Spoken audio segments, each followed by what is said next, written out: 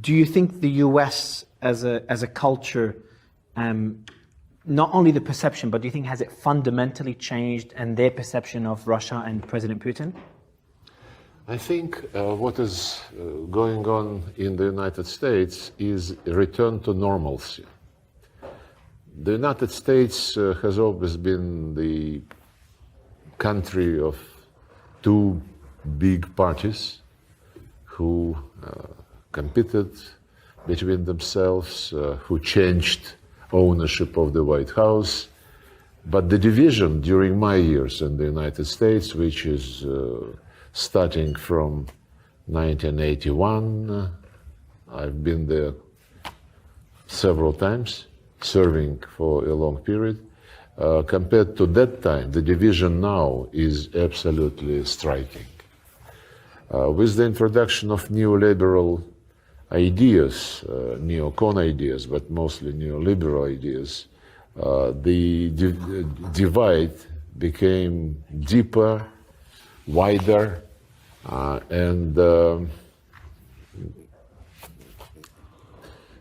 culmination was the first election of President Trump, which he himself admitted was a surprise to him, and he wasn't really getting ready. Now he is ready, and it is clear how many, 49 days yet, and such a rich agenda is already thrown into the public domain.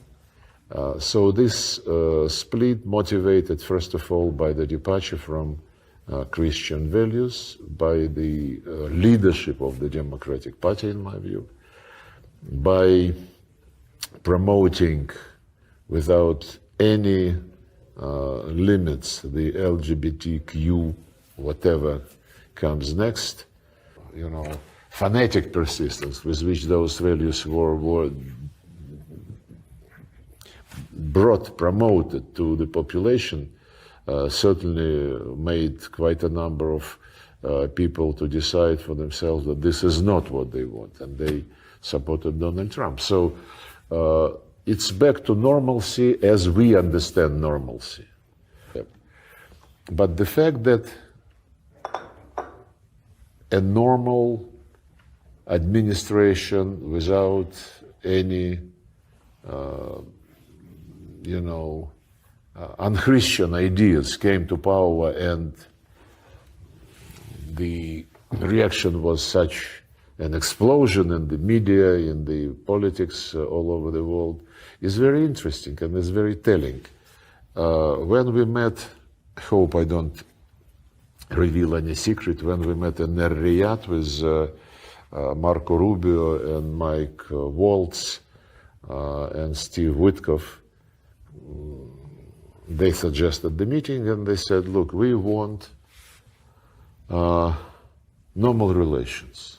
Normal relations in the sense that the foundation of the American foreign policy under the Trump administration is national interest of the United States. This is absolute and without any discussion. But at the same time, we understand that other countries also have their national interests. Right. And those countries who have their national interests and don't play into the hands of somebody else's interest, right, we are ready to have serious discussion. It is very well understood, they told us, that countries like the United States and Russia would never have their national interests the same. They would not coincide maybe even 50 or less %.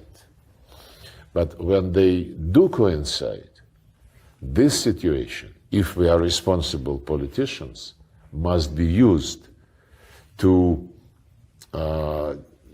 develop this simultaneous and similar interest into something practical which would be mutually beneficial, be it economic projects, infrastructural projects, something else.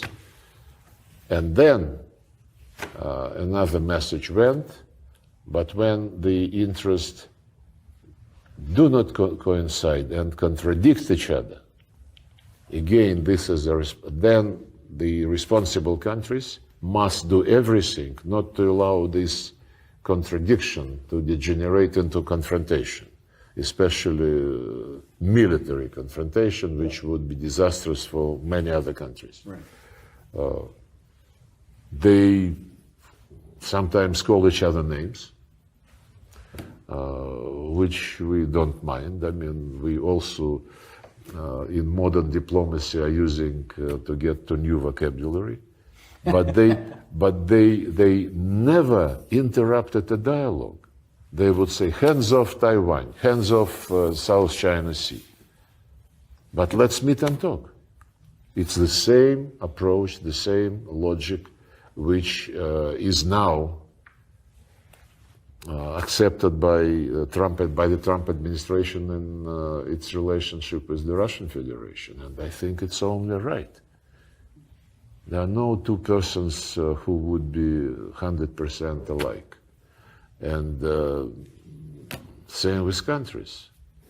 And countries who can seriously influence the fate of the world militarily, the nuclear powers in particular, of course, they have special responsibility, not to shout at each other, but to sit down and talk and say, more or less like it was handled by cowboys in many of the Hollywood movies. He said that you know, and I know that you know that I know, and what are you going to tell me? Something like that. Yes, please, Andrea. NATO. Well, it's a long story, of course, and it is a story about illusions, beliefs, disappointments, about partnership degenerating into rivalry, and then confrontation and animosities. I wouldn't recite the story about how the Jim Baker and others promised to Gorbachev that NATO wouldn't move an inch to the east, and when they had to modify this offer because GDR and West Germany were merging. It was agreed on paper legally. Now they say that there is no legal obligation not to expand NATO. Fine, if you can only be made implement your promise by court, then of course you need legal obligations all over you. But if you are a person of dignity, a man of dignity, if you agreed on something by political commitment, you have to deliver. Gorbachev believed that this was the serious promise, serious commitment. Then we were very much disappointed to watch how NATO not only, of course, admitted East Germany, but by 2004, the expansion already, the NATO expansion included the 3 Baltic republics, former republics of the Soviet Union, and then this ball was rolling, picking up more and more indivisibility of security. And they adopted the Istanbul Declaration, which says each country has the right to choose alliances, but no country has the right to strengthen its security at the expense of the security of others. And therefore, the most important paragraph, and therefore, no country, group of countries, or organizations in the OSCE area could ever claim dominance. NATO was doing exactly the opposite. So now, after the beginning of the special military operation, which, as Putin repeatedly stated, was the decision because all other attempts, all other alternatives to bring things into some positive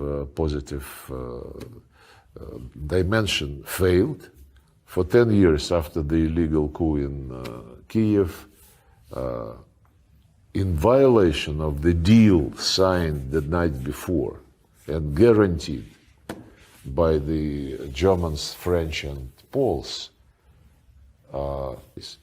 but in Ukraine, when these people who came to power through the coup, and their first statement was that they would cancel the status of the Russian language, their first action was sending armed fighters to storm Crimean parliament, when they called terrorists the citizens of eastern and southern Ukraine who said, guys, wait a minute, you came to power by an illegal coup. We don't want to take any orders from you, leave us alone. And they said, oh, you are terrorists. And they started army operation against their own citizens, thus launching the war, which ended in February 2015 by signing the Minsk agreements, which President Macron tries now to interpret as something which Putin didn't want to implement. It was really a very funny speech by President Macron. It also relates to NATO, by the way, because he was saying, okay, let them live and I will protect all of you with my 3 or 4 nuclear bombs. But on that occasion, we spent 17 hours non-stop in Minsk, and the deal was agreed. And after that, well, I'm deviating from NATO, but you would understand me. And after the deal was agreed, it was endorsed by the Security Council. And a very interesting moment. When we finished negotiations, Poroshenko, with support of Macron and Merkel, of Hollande and Merkel, said that he would not sign this paper unless it is signed by the separatists, as he called them. And the heads of the two self-proclaimed republics, Donetsk and Lugansk, they were in the same city of Minsk, in another hotel, and they said they would not sign this because it was negotiated without them, and this was a document providing for territorial integrity of Ukraine with just special status given to these two tiny territories, to be frank. And that they already proclaimed independence, they cannot betray their people, and they took us and some persuasion to make them sign this paper, which indeed said, I mean, very soon after it was in force, the Germans, the French, and the Ukrainians themselves started saying, we never talked to the separatists. And Macron, when he came to Moscow just a week or so before we started the military operation, he was at a press conference. And then during this infamous phone conversation with Putin, which he, President of France, leaked, he was saying that, Vladimir, you cannot insist on this legitimate government agreeing to talk to the separatists. And Putin was objecting, saying, this government came to power as a result of a coup. Let them be grateful to all of us that we are trying to legitimize this entire situation in this entire country. But don't forget that the Minsk agreements bluntly say direct dialogue with this whom you call separatists. It's a very shameful way which the French and the Germans behaved, and eventually those who signed on behalf of Ukraine, Germany, and France, Poroshenko, Merkel, and Hollande, being retired already, they stated in an interview, we never intended to implement this. We just needed to buy time to push more weapons into Ukraine. And of course, NATO was playing a key role, this Ramstein process. Since then, they included the NATO membership into the constitution while keeping the national minorities guarantees. They declared that NATO is the future of Ukraine, European Union also. When they started saying these things, European Union still kept some resemblance of an economic grouping. Now it lost it altogether, and Führer Ursula is mobilizing everybody, everybody to remilitarize Europe. Some unbelievable sums of money are being mentioned just for the sake of achieving ideological goal, defeating Russia. They were saying in the battlefield, Russia must be strategically defeated. Now they say we would not accept capitulation of Ukraine. It's a change, almost 360 degrees, as Annalena Baerbock says. But European Union is no longer peaceful economic project. Prime Minister of Denmark, she said that these days Ukraine is weak, Ukraine cannot be fairly treated now, therefore for Ukraine today peace is worse than war. She said this. Дескать, let's pump Ukraine with weapons again, and when we have shaken Russian position, then let's see whether we can talk. And the chief of German intelligence a couple of days ago said that it would be bad for Ukraine and for Europe if the war ends before 2029. Oh. And 2030 even better. Oh. Yes, they say these things. And when President Trump was interrogating President Zelensky in the Oval Office, asking him many times, you don't want to negotiate. Zelensky was trying to avoid an answer. And of course they are very much concerned that irregularities, let me put it very mildly, by the Biden era with Pentagon supplies to Ukraine, without possibility to see where this money went. Elon Musk is trying to do this. We are not taking any pleasure from this. It was April 2014. And we seriously discussed, nobody mentioned Crimea. It was a done deal already. And we developed a paper saying that there must be some gathering of the heads of the Ukrainian regions, and they have to discuss how to continue to live in a state which used to be unitary state, but the minority rights mattered. It was 2014.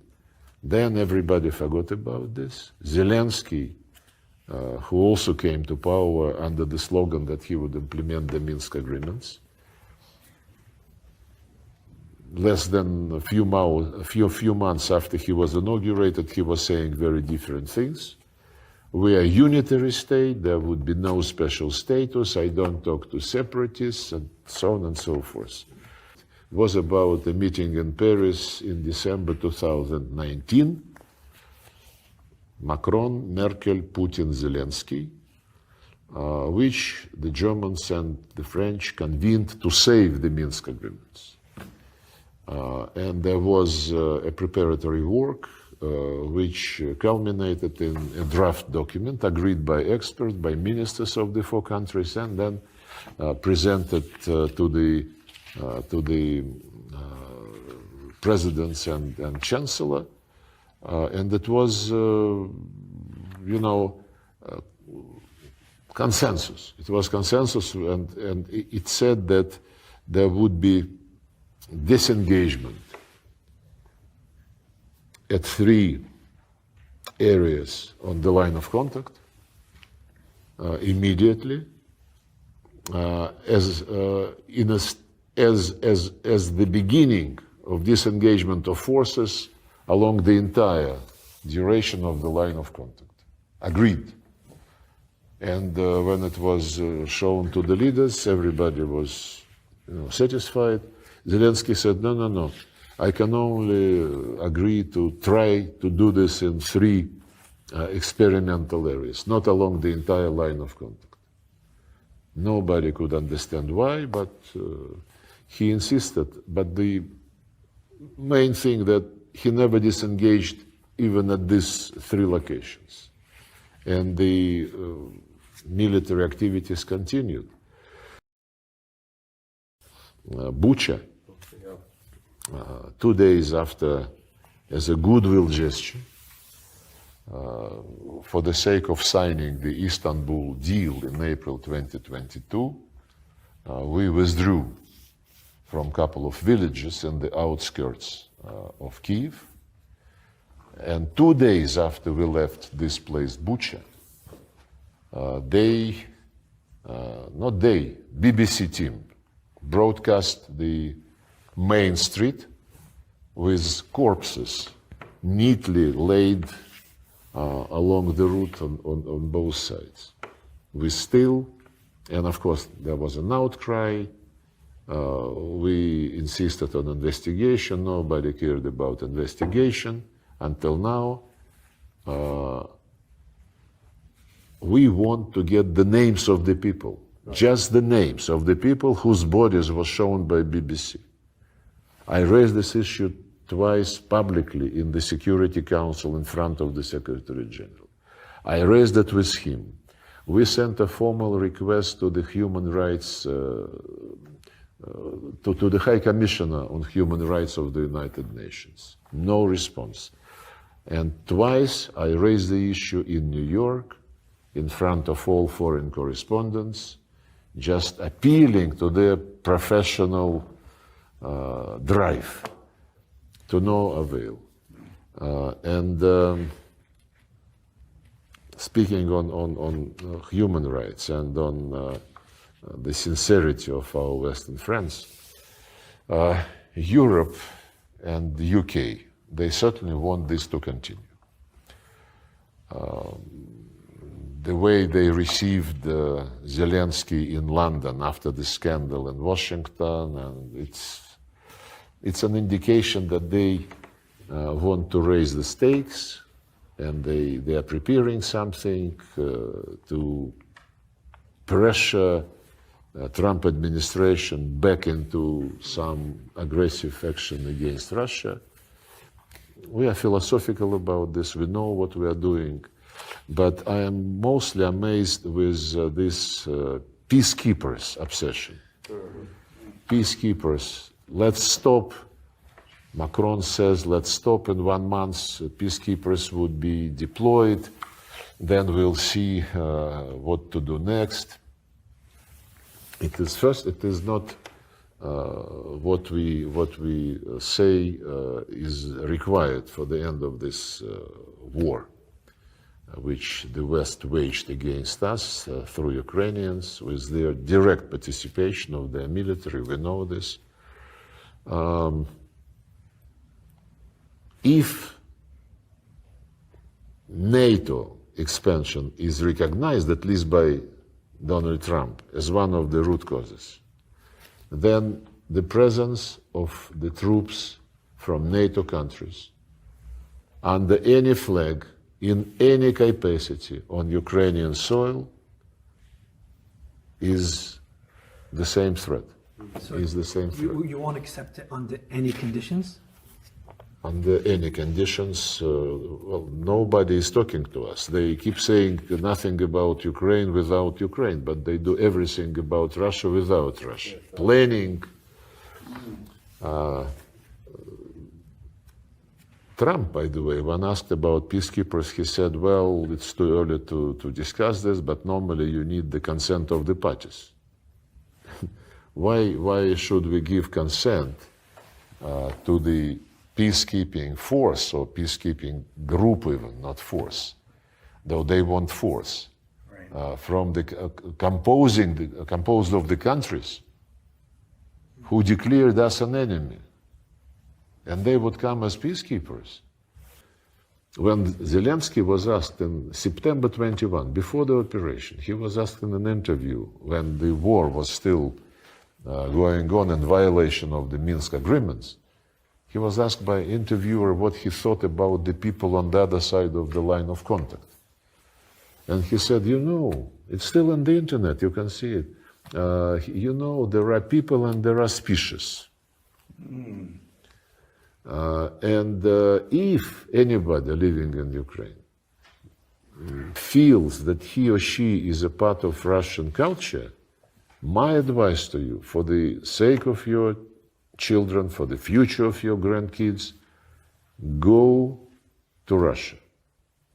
Get out of Ukraine. And this was the man who only a few years before that, while being an actor and then when running for presidency, he was saying, stop attacking the Russian language. Let people. He was on record. And but the sequence of events which made us absolutely concentrated on achieving the results which would be in favor of the people, which would be saving the people. Those who speak, well, we have to bring Ukraine back into 1991 territory, and Russia must get out. Territories are important only because people live on these territories. And the people who live on the territories which he wants back are descendants of those who for hundreds and hundreds of years were building Odessa and other cities on those very lands, who were building ports, roads, who were founding those lands, and who associated with the history of this land. 2004 elections, the two candidates, one is considered pro-Russian, another is considered pro-American. He is married to some American politologist. The second round of elections in 2004, the pro-Russian candidate wins. But the crowd, instigated by the Europeans mostly, demands reconsideration of these results. And under huge pressure, the Constitutional Court of Ukraine adopts a decision to hold a third round, which is not provided for in the Constitution. Constitutional Court expanded without any right the constitutional procedures. Then the pro-Western candidate wins, Mr. Yushchenko. Fine. There was no Maidan, no revolution, nobody was instigating people to do it. And then at the next presidential elections, the candidate who was considered pro-Russian, Mr. Yanukovych, he is winning in a very clean way, nobody challenges him. But then Mr. Yanukovych in 2013, maybe even earlier, but in 2013 it culminated. He started negotiations with the European Union on getting association agreement. And it became known, you cannot hide such a thing. And our experts started explaining to Ukrainian colleagues that if you go to the association status with European Union, you get zero tariffs on many items. And you, Ukraine, have zero tariffs with us, because the Commonwealth of Independent States has a free trade area. Right. But we have quite a protection in our trade with European Union, which we negotiated when we were joining WTO. So it might be a situation whereby European goods from which we negotiated some protection would be fleeing into Ukraine, and there is no customs border between Ukraine and Russia. So we would have to close this border. Then he said, well, I have to, we even suggested to the European Commission, who was headed by José Manuel Barroso at that time. Putin proposed to him, let's seat the three of us, EU, Russia, and Ukraine, and see how we can handle these discrepancies, so that nobody suffers. He said, none of your business, we don't discuss Russia-Canadian trade, You do what you want. And then Yanukovych asked for postponement of the signature of this association agreement. Just he said, I want to understand this better. How can we handle it? This was the trigger for that Maidan. Well prepared, hundreds of tents of the same make, the same color, the same everything. And this Maidan culminated in February 2014, when Germany, France, European Commission negotiated between the legitimate president and the opposition. And that's how it started. They reached a deal, which, as I said, was disrupted next morning when opposition said, we are now the power, the government. Had they delivered on the deal which they signed with the help of the Germans, the French, and the European Commission, Ukraine would be exactly, by now, where they wanted it to see, 1991 borders, including Crimea. They decided to be impatient, because had they waited 5 months for the elections, for the early elections, they would have won, because the electorate in Ukraine was very heavily massaged by USAID, yes, National Endowment for and Democracy. the figures which are popping up now and which Trump was reading out in Congress,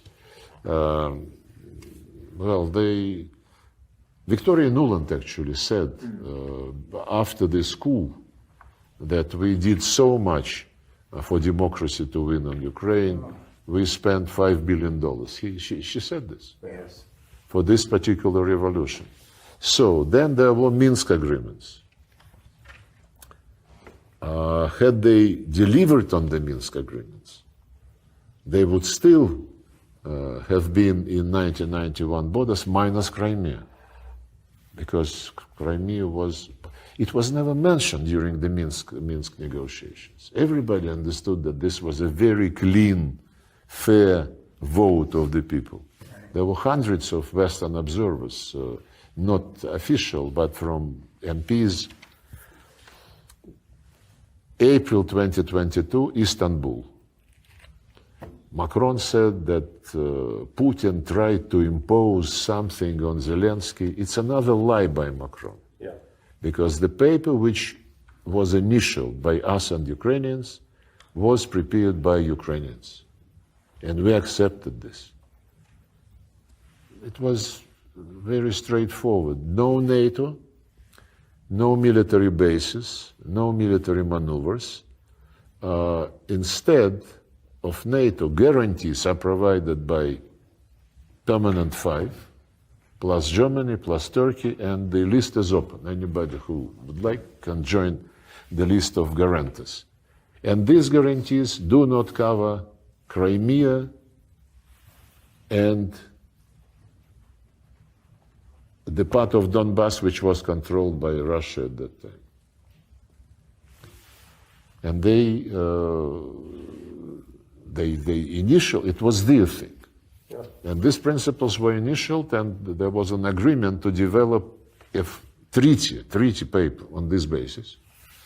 Then Boris Johnson said, don't do it, continue to fight, just like the head of German intelligence now says that we cannot stop until 2029. Maybe they want to sit out Donald Trump. Yeah. Gentlemen, So had they been cooperative and had they delivered on their own initiative, they would still have 1991 borders minus Crimea minus some part of Donbass. They should have taken the deal. Of course they should. Every time they cheat, they lose. And the process continues. Thank you very much. thank you. Thank you.